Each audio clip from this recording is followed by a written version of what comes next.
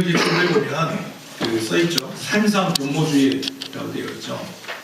산상 변모주의 말이 좀 어렵긴 한데 쉽게 얘기하면 산에서 하나님께서 예수님께서 산에서 변화되신 날.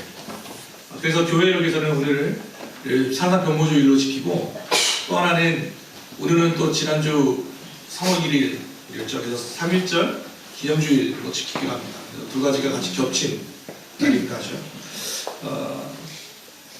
대한제국 황제폐하는 대한제국 전체에 대한 일체 통치권을 완전히 또 영구히 일본 황제폐하께 양요함이라고 하는 이 짧은 한 구절의 협약서가 발표된 날은 이 1910년 8월 22일이었습니다. 지금 나중에 나왔지만 이때 찍혔던 옥새는 진짜 옥새가 아닌 것으로 발표가 되었죠. 그러니까 고종 황제는 대한제국 황제폐하가 일본 황제에게 우리의 모든 권리를 영구히 준다고 한 이 내용에 대하여 고종 황제는 끝까지 도장을 찍지 않은 것으로 보입니다. 그리고 결국 얼마 후에 복사당합니다. 이날 1910년 8월 22일 이것을 우리 경술국치라고 합니다. 경술련의 나라의 치욕이라고도 하죠. 그렇게 우리나라는 야금야금 일제에게 침범을 당하고 힘을 잃어가다 결국 1910년 나라를 완전히 잃어버리게 됩니다. 그 당시에 지식인들 또 민초들은 어떤 이들은 자결하기도 했고 이 수치를 견디지 못하여서 스스로 목숨을 끊기도 했고 또 어떤 이들은 해외로 나가서 만주월파로 나아가 독립운동을 하기로 하였습니다. 그 어떤 누군가는 미스터 선샤인이라고 하는 드라마를 보신 분은 알지 모르지만 거기에 그 가장 우리나라에서 부자라고 한 사람이 하나 있죠. 그는 그가 했던 독립 방법은 뭐였냐면 워낙 재산이 많았으니까요. 도박을 해가지고 돈을 다 잃는 것입니다. 매일매일. 그래서 나라에서 제일 노름하는 논팽이라고 하는 말을 들었습니다. 근데 사실을 알고 보면 그 돈을 따간 사람들이 다 독립투사들이었습니다. 그들에게 자금을 주는 방법이 바로 노름에서 다 자기 돈을 잃는 것이었죠.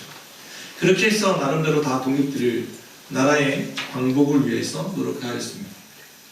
결국 나라를 이룬 지 약 10년 후 알고 있는 1919년 3월 1일 모든 자의 조선의 독립인과 조선인의 자주민임을 선언하는 시작하는 3.1절 독립선언이 시작되죠. 곧 우리가 우리의 조선이 독립국인 것 그리고 자주민인 것을 선언한다. 무폭력, 비폭력, 무저항 총과 칼로 이 독립을 쟁취하는 것이 아니라 말 그대로 우리나라 자주국이고 우리가 독립자주민이라는 것에 대한 선언이었습니다. 그리고 약 1500회의 만세 시위가 일어났고 당시 1700만 명의 인구 중에서 연 200만 명이 이 시위에 참여하였습니다.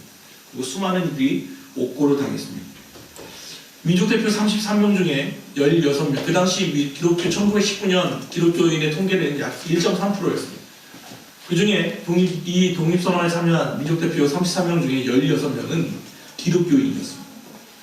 그러니까 이 독립선언은 단순한 민족의 독립운동일 뿐 아니라 기독교의 신앙운동이기도 하였습니다. 그렇기 때문에 무폭력, 비폭력, 무저항에 대하여 얘기했던 것입니다. 내가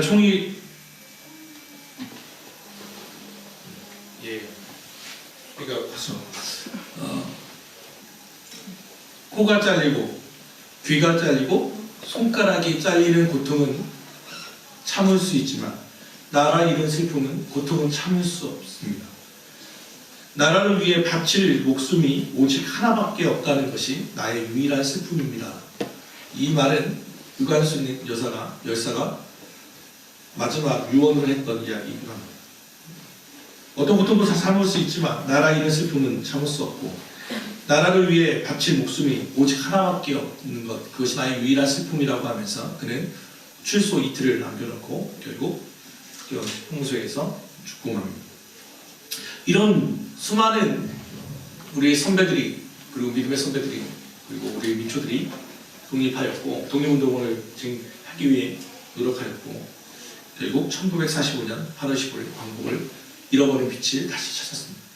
우리가 이스라엘을 볼 때 그들과 우리의 마음에 공통점이 하나 있습니다. 그러면 이스라엘에도 나라를 잃었던 경험이 두 번이나 있기 때문입니다.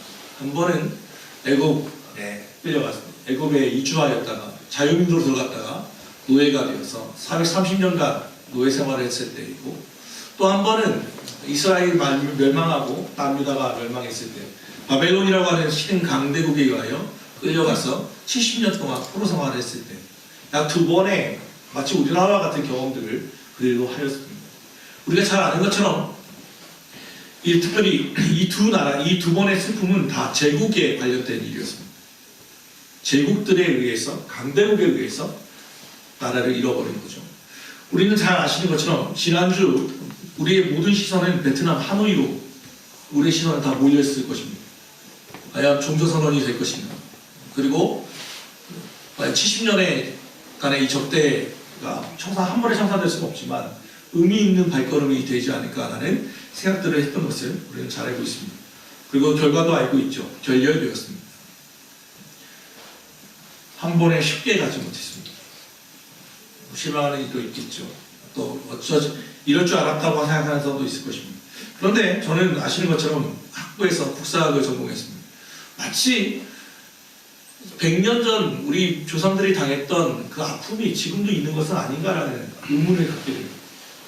우리나라의 통일의 문제를 미국과 중국과 일본과 러시아라고 하는 강대국들의 손에 의해서 그들의 말 그대로 주도권을 다 내어주고 있는 것은 아닌가라는 생각을 하게 되는 거죠. 마치 100년 전 우리 민족이 그랬던 것처럼 말이죠. 이스라엘이 바로에게서 건져질 수 있었던 이유는 무엇에 있습니까? 강대국 때문에, 강대국들이 풀어줬기 때문입니까? 그렇지 않습니다. 아시는 것처럼 이스라엘이 독립하려고 했을 때, 하나님께 예배하러 나온다고 했을 때 바로는 완고한 마음으로 거절하였고, 결국 하나님께서는 나일강에 물을 피로 바꾸시고 개구리떼가 나일강에 올라오게 하시고 그들의 가족들이 죽어나가는 사태가 벌어져서야 비로소 바로는 이스라엘을 풀어주게 되었습니다.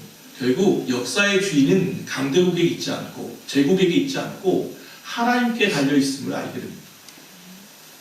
마치 바벨론도 마찬가지죠. 바벨론 70년의 포로는 포로 생활이 끝났던 것은 그 왕 하나의 마음을 하나님께서 돌리셨기 때문에 갑자기 뜬금없이 광복이 찾아오게 되지 않았습니까?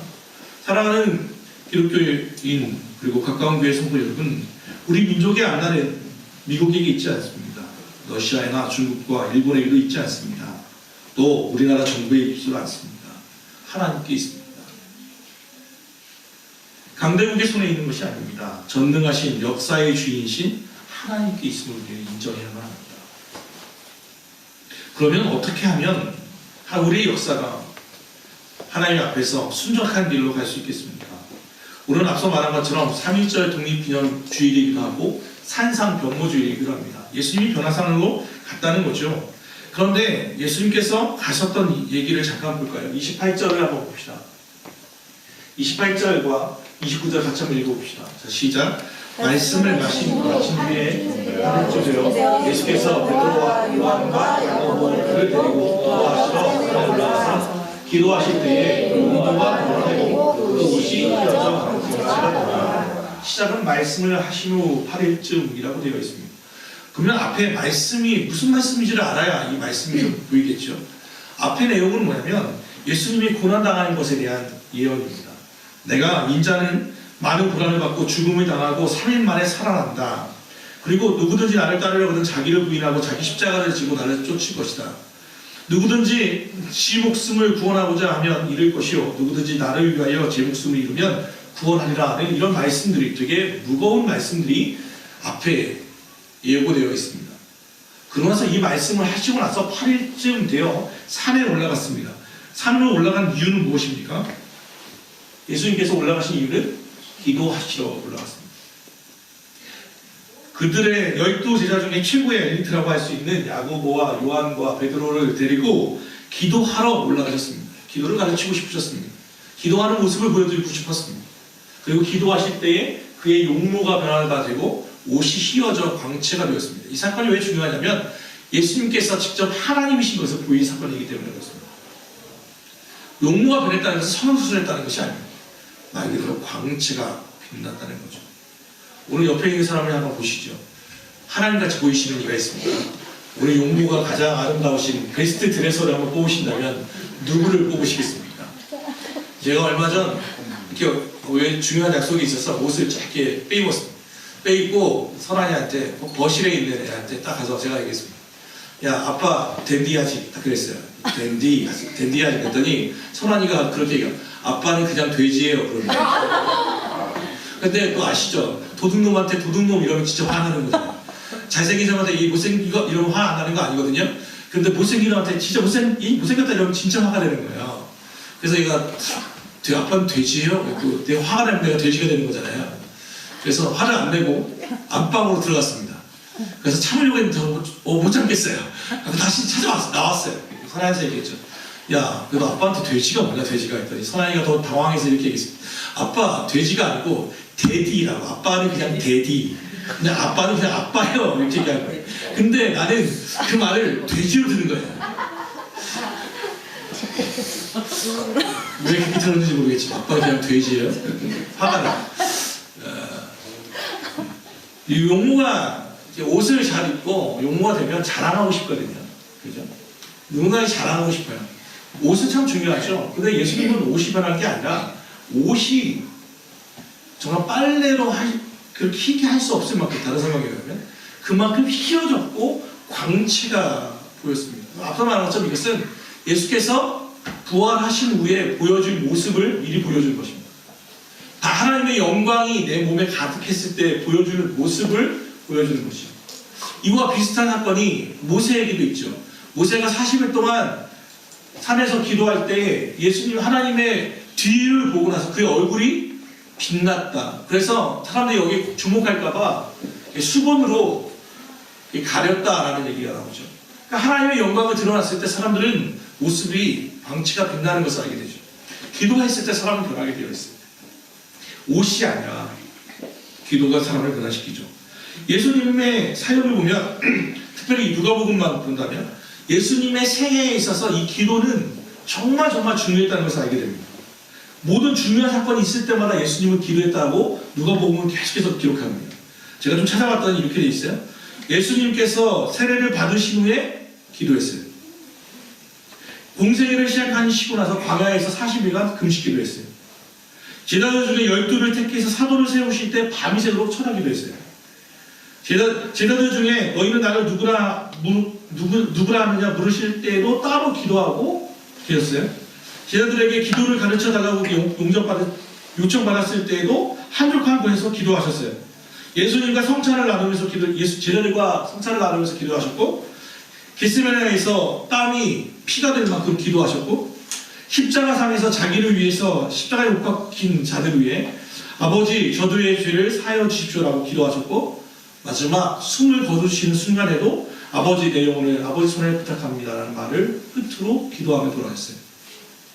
이 누가복음만 찾았을 때 약 9번 정도의 기도했다라고 하는 것들이 계속해서 기록돼요. 누가복음 3장부터 끝장까지 계속해서 예수님은 모든 사역에는 기도가 계속해서 달라붙어 있어요. 그러니까 예수님의 생애와 기도는 따로 떼어놓을 수가 없어요. 그리고 이번에 오늘 사건이 바로 이거예요. 10번이에요, 정확하게 말하면. 그러면 왜 예수님은 기도하셨습니까? 왜 기도하셨습니까? 예수님은 하나님이시잖아요. 성자 하나님이시고 하나님은 성부 하나님이시잖아요. 하나님과 하나님이 왜 성자 하나님께서 성부 하나님께 기도합니까? 같은 하나님이신데. 첫 번째는 우리 사람에게 본이 되기 위해서입니다. 기독교인이라는 것은 무엇입니까? 기도하는 거예요. 기독교인과 비유교인의 차이는요, 기도하는 거예요. 아니, 오히려 제가 참 안타까워하는 것은 현대의 문명이 계속해서 발전하면 할수록 또 우리의 수입이 늘어나면 늘어날수록 생활이 윤택하면 윤택할수록 기도가 사라져 간다는 것입니다. 기도의 능력이 사라지고 기도의 시간이 줄어간다는 거죠. 바쁘면 바쁠수록 기도의 시간을 계속해서 우리는 빼앗기게 되어 있습니다. 기도의 능력이 사라지니까 기도하지 않으니 능력이 사라지고 능력이 사라지지 않으니까 다른 것으로 계속해서 채워나가려고 하게 됩니다. 엉뚱한 것들을 채워가려고 하는 거죠.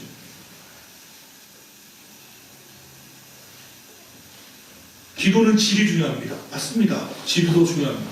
그런데 양도 중요합니다. 얼마만큼 기도하느냐는 정말 중요하죠. 예수님도 10번의 기도를 했다면 그러면 우리는 그 이후를 살아가는 우리는 과연 기도하고 있습니까? 여러분의 기도는 몇 분이나 되십니까? 아니면 몇 시간이십니까? 제가 느끼는 것은 예전에 청년들 20명을 데리고 몽골에 선교하러 간 적이 있습니다. 단기 선교하러. 그래서 정말 선교하러 갔거든요. 근데 몽골이 정말 우리보다 약 한 30년 정도 뒤쳐졌다고 보면 됩니다. 문명도 그렇고, 수입도 그렇고, 생활 양상도 그렇고, 거기 가서 약 5,000명 정도 모이는 그 마을에 갔는데, 거기는 아시는 것처럼 러시아의 지배를 받았기 때문에 공산주의가 물들어 있습니다. 그래서 교회를 다닌다는 건 정말 힘든 거고요. 전도가 안 됩니다. 아이들에게 전도하면 그 불법입니다. 구속됩니다. 그래서 전도도 못합니다. 어른에게 안 됩니다. 애들한테 직접적으로 복음을 전할 수 없습니다. 그런데 그 중에 5,000명 중에 50명이 모여서 예배를 드리는 날이었습니다. 거기 가서 뭐 했겠습니까? 예배를 드리는데 이런 의자가 없고요. 땅바닥이나 편의점에 있는 그냥 불편한 플라스틱 의자 정도가 있고 우리처럼 아이들과 함께 예배를 이렇게 드립니다. 50명이. 예배의 시간이 약 3시간 반 정도 드립니다. 3시간 반 정도. 그런데 애들이요, 움직이지 않고 그대로 무슨 예배를 드려요. 붕괴처럼. 그 3시간 반 예배 때 못 견딜 사람들이 있습니다. 누굴 것 같습니까? 단기선교 팀입니다. 애들이 미치려고 합니다. 3시간 넘어가니까 1시간, 2시간 넘어가니까 허리가 아파가지고 계속해서 나갔다가 들어오고 왜냐면 앞에 몽골인들이 있고 우리는 뒤에 있으니까 나가기 편하잖아요. 문이 뒤에 있으니까 계속해서 나가는 거예요. 계속해서 1시간 넘어가니까 예배를 버틸 수가 없는 거예요. 2시간 넘어가니까 나도 죽겠더라고요. 이제. 그때 알았어요. 그래서 그때 성도 사장님께 여쭤봤어요. 어떻게 이렇게 예배 드리냐고. 이들은 그만큼 절박하다는 거예요. 1%. 5,000명 중에 50명 예배 드려요. 그때 뭐 신앙이 좋거나 이런 게 아니라 절박한 거예요. 그래서 3시간만큼 예배 드려요. 우리는 어째 무모가 있는 것처럼 단기 선교하러 왔다가 뭐 나눠주는 줄 알았다가 제가 그때 당시에 충격을 아직도 기억해요.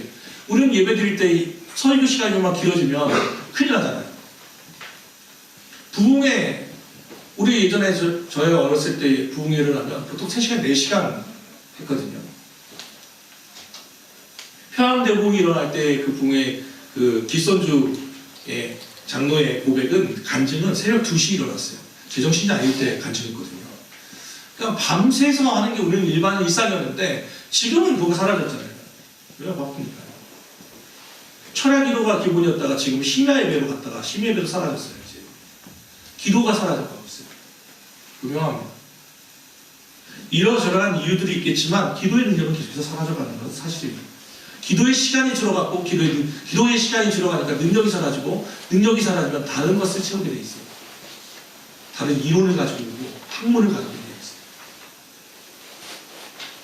예수님은 기도했습니다. 기도밖에 없었어요. 사랑하는 여러분, 기도의 능력을 회복할 수 있기를 바랍니다. 저로부터 기도의 능력을 회복합시다. 예수님은 기도하러 올라가셨습니다. 그래 제자들은 뭐 했냐면 아시는 것처럼 32절에 있잖아요. 베드로와 및 함께 있는 자들이 깊이 졸다가 그냥 잔 것도 아니고요. 이것도 아니고 뭐예요? 깊이 잠들었어요. 깊이 졸다가 깼어요. 마치 앞서 겟세마네 동상이 기억나잖아요. 예수님 내일 십자가에 못 박혀 죽는다고 땀이 피처럼 변하여 기도하고 있는데 제자들은 자고 있잖아요.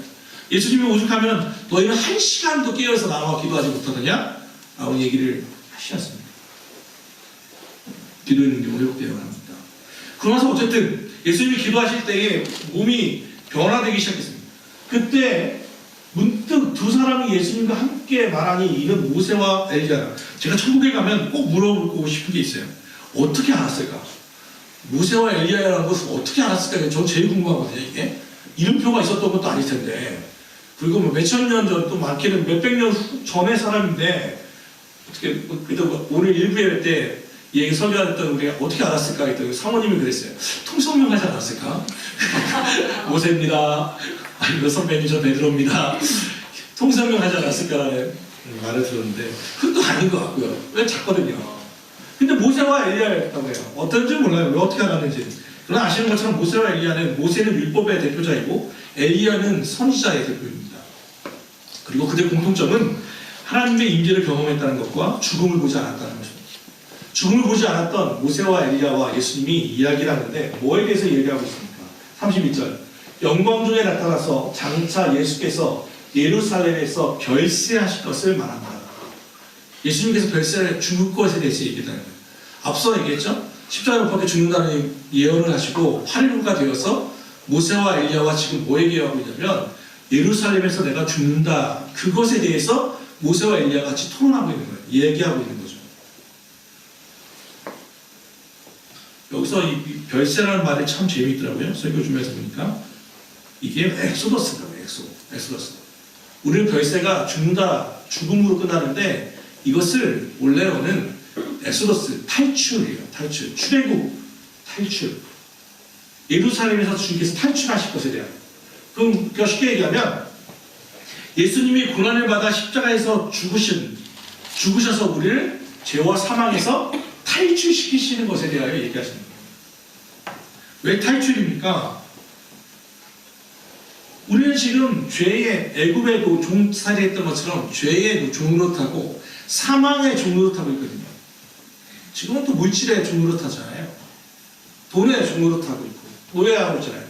여기서부터 탈출시키시는 것에 대해서 이야기하고 있죠.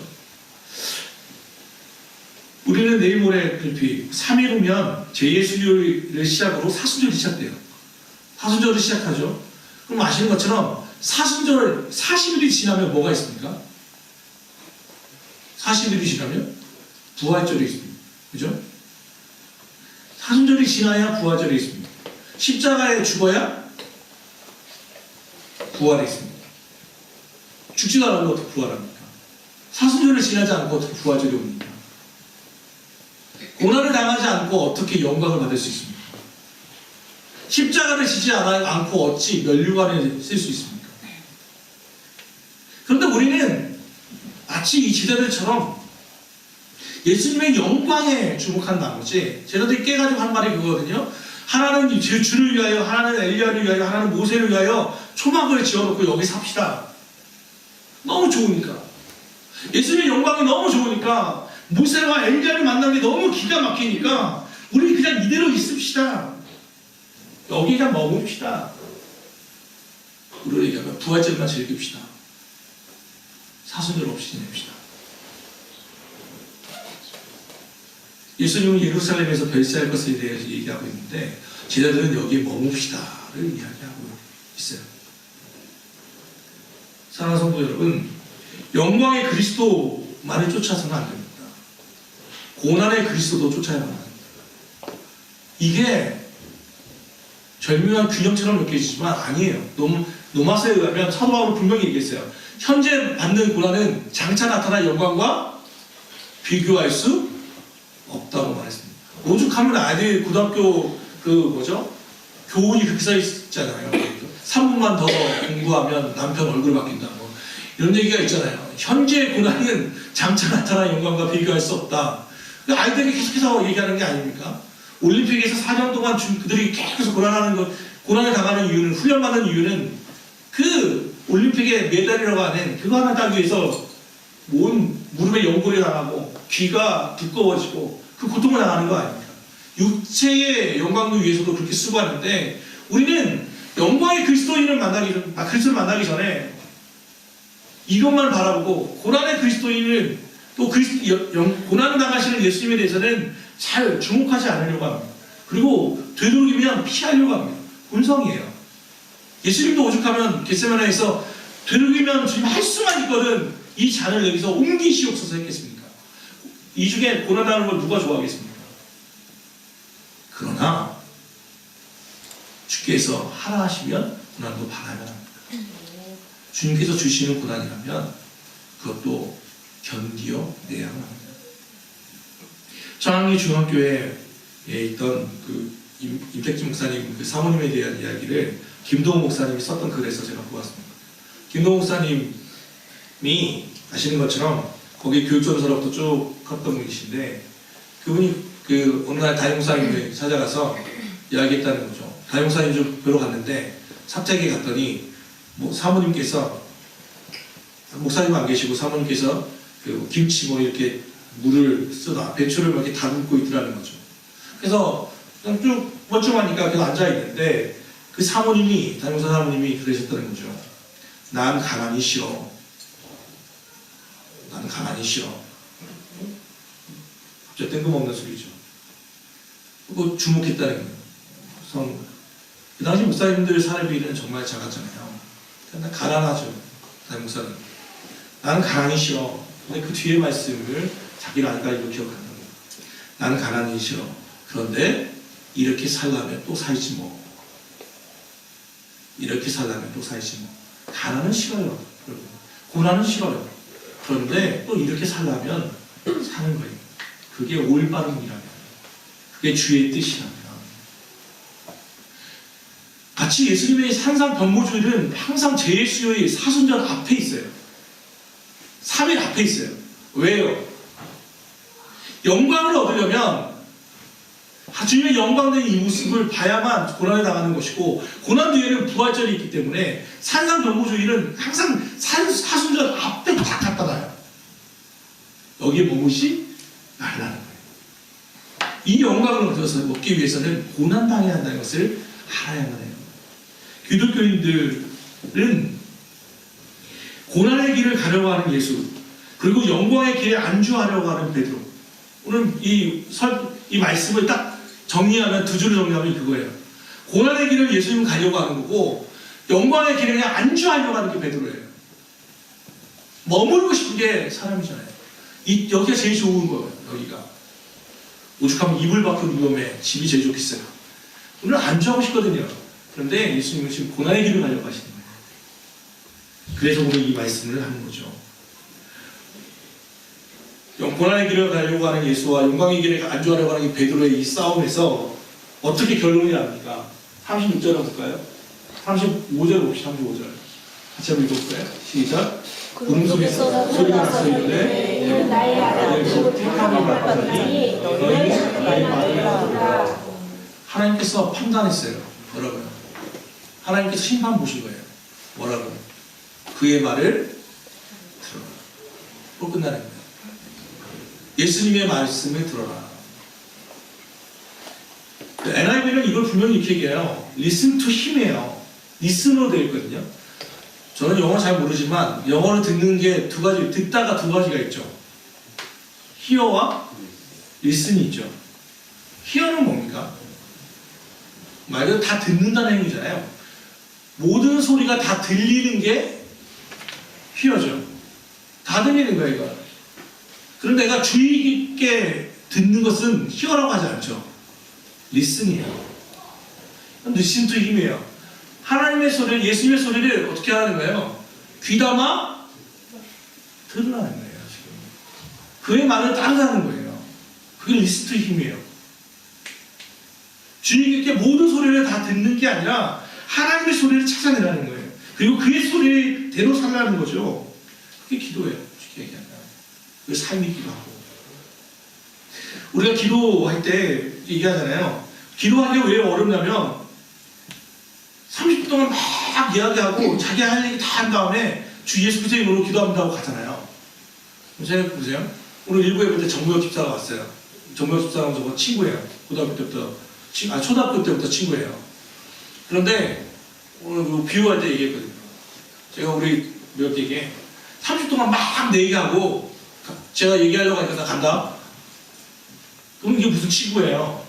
지 얘기만 한 30분 다 얘기하고 내가 얘기하려고 했더니 슉 하고 그냥 가는 거예요. 그럼 그 친구 가정이 친구가 친구랑 우정이 오래 갈까요? 지 얘기만 다 하면 사람은 다 얘기하고 싶어하는 욕구가 있거든요. 잘 들어주는 것도 좋지만 내 얘기도 좀 해야 하거든요. 그죠? 핑퐁처럼 오고 가야 하잖아요. 근데 우리는 하나님께 기도한다고 하면 뭐라고 합니까? 듣기를 많이 하세요? 말하기를 많이 하세요? 한 막 통성으로 또는 막 더 나가서 방언으로 막 기도하잖아요. 한 막 몇십 분 막 해. 목 아플 때까지 기도해. 다 기도한 다음에 어떻게 합니까? 주 예수 이름으로 기도합니다. 하고 나가잖아요. 그때 그러면 생각나는 게 그런 거예요. 하나님께서 이렇게 잡을 것 같아요. 야, 내 말 좀 들어볼래? Listen to him. 그의 소리를 듣는 거예요. 그게 기도예요. 주의 깊게 듣는 거예요. 주의 뜻이 무엇입니까? 하나님 이 고난의 의미는 무엇입니까? 이 고난은 언제쯤이나 되겠습니까? 어떻게 하면 좋겠습니까? 어떻게 하면 제가 좋겠습니까?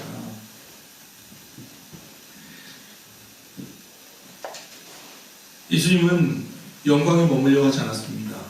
땅 밑으로 가려고 했습니다. 우리가 아는 것처럼 이 뒤에 말씀은 마치 외아들이 귀신에 들려서 죽으려고 몇 번 몸을 던지고 하는 그 아이들 때문에 어머니가 아니라 아버지가 그 아이를 안고 와서 이제 남은 9 제자들에게 이 병을 고쳐달라고 합니다. 그 고통의 현장입니다. 9 제자들이 그들이 기도하는데 병이 낫지가 않습니다.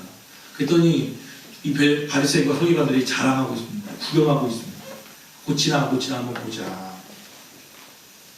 공감하고 있는 게 아니라 아파하는 이들과 공감하는 게 아니라 심판의 눈으로 정죄의 눈으로 쳐다보고 있는 그 세대입니다. 예수님께서 하신 말씀대로 패역한 세대라고 하는 말씀이 뒤에 나옵니다. 예수님은 산 밑에서 어떤 일이 벌어지고 있는지를 알고 있습니다. 그래서 예수님은 거기에 머물 수 없고 영광에 머물 수 없고 같이 고난을 받으러 내려와야만 합니다. 같이 내려가자. 사랑하는 여러분, 우리 또한 예수님이 가신 그 길을 가야 하지 않겠습니까? 예수님이 부활의 기쁨을 위해서 십자가를 묵묵히 지셨다면 나도 내 십자가를 져야 하지 않겠습니까? 예수께서 모든 중요한 사건이 있을 때마다 기도하셨다면 나 또한 기도해야 하지 않겠습니까? 예수님조차도 성부 하나님의 소리에 귀를 기울였다면 나도 이제 하나님의 소리에 귀를 기울여야 하지 않겠습니까? 이제 3일 후면 사순절이 시작됩니다. 이 사순절이 그냥 의미 없는 반복적인 교회의 절기가 아니라 내 신앙을 훈련하는 그런 기간이 되기를 원합니다. 그 예수 그리스도의 그 고난에 동참하는 시간이 되기를 주 예수 그리스도로 축원합니다. 기도합시다.